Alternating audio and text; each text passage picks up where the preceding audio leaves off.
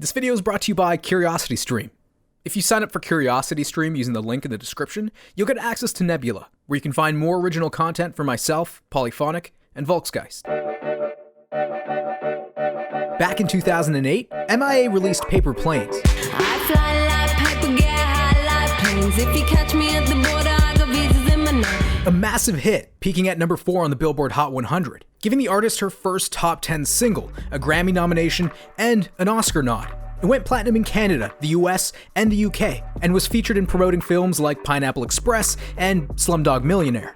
But the track saw M.I.A. accused of glorifying violence, criminality, and even advocating for terrorism. Because behind the downtempo beats, the breezy melody, and sample-filled choruses, lies some heavier history. Let's take a look at the true meaning behind Paper Planes.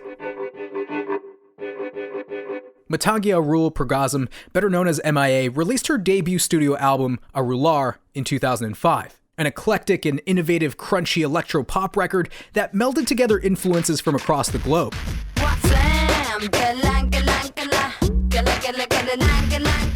The album was inspired by her father, Rule Pergazem, and his revolutionary ideas. He was the activist leader of the Tamil resistance movement in Sri Lanka, a minority group looking for independence after facing continuous discrimination from the Sinhalese-dominated Sri Lankan government. M.I.A. took these themes of conflict and revolution and weaved dance tracks out of them.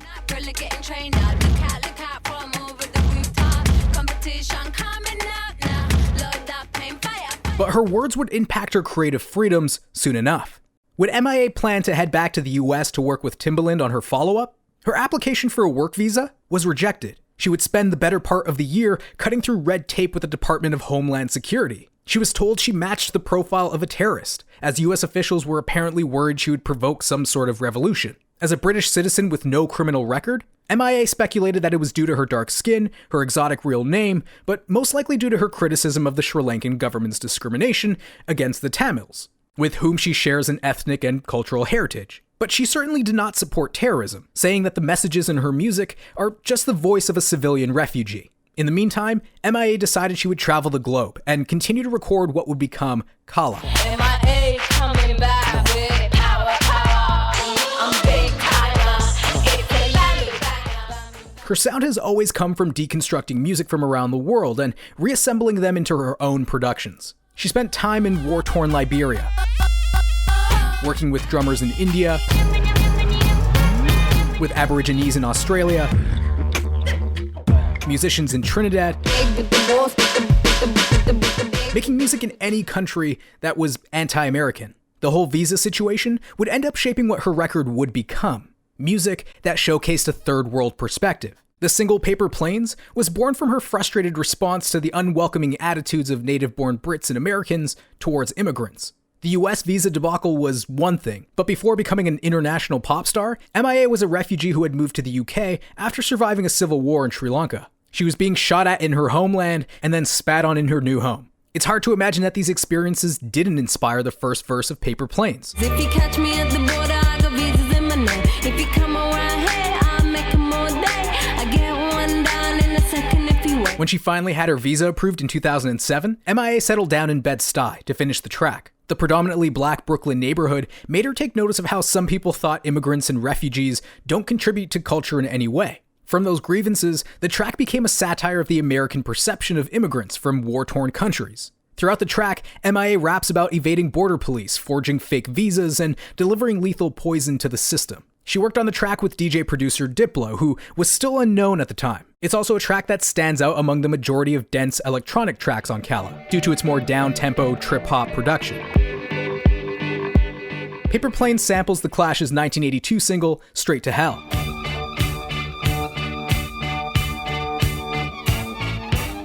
A track that meditates on the poor treatment the band felt was being placed on third world immigrants in Britain, the US, and around the world in general. The immigrants, they wanna sing all night long.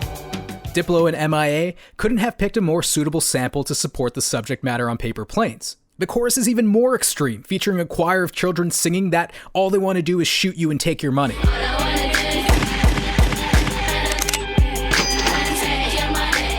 While a bit of a nod to Wreck and Effect's Rump Shaker,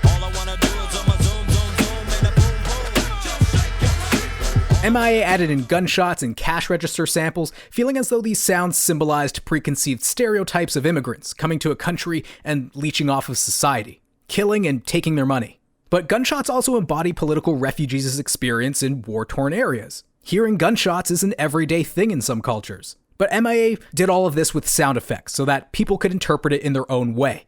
She felt that America would connect with it because of the country's obsession with monetary gain. And in that sense, it both critiques and indulges on American culture. The character rapping on paper planes is not necessarily M.I.A., but a fictional thug representing the sum of all prejudices about foreigners supposedly menacing Western society. How people automatically assume that a minority is a murderer or a drug dealer, when they're really just leading a simple life. It's an immigrant's rebellious daydream of turning into a gangster in order to attain the American dream, after realizing a minimum wage job just isn't cutting it. But like the music video would suggest, he's most likely to keep working his low-wage position, no matter how afraid of him you might be.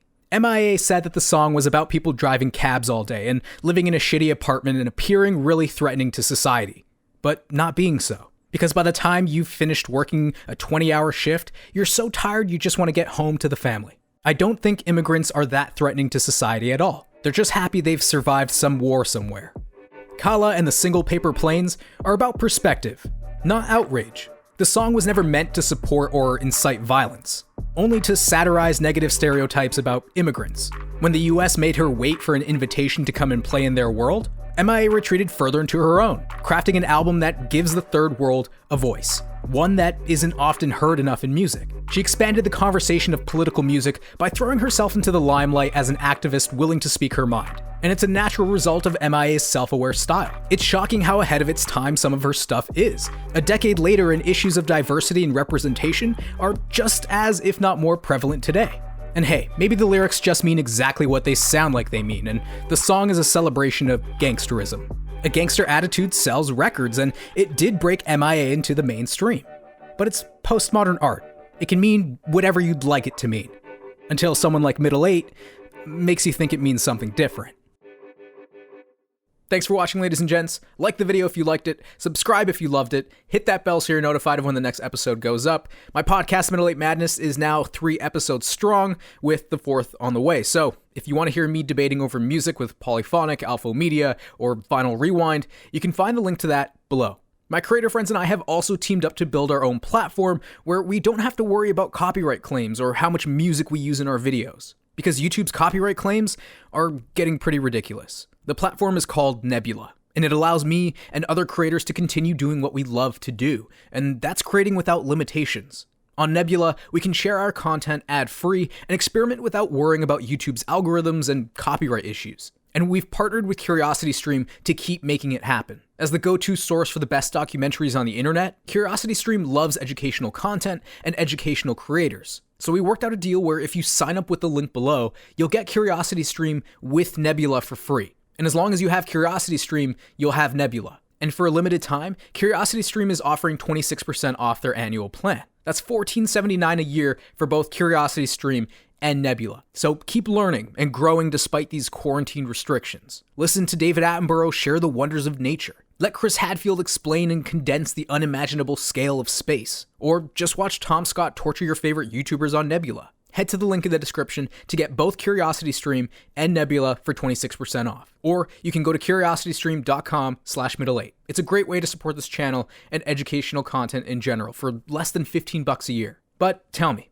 what did you think of M.I.A.'s Paper Planes? Let me know in the comments below, and follow us at More Middle 8 on Twitter and Instagram for, well, More Middle 8. But that's it for me. Again, thanks for watching, and keep listening.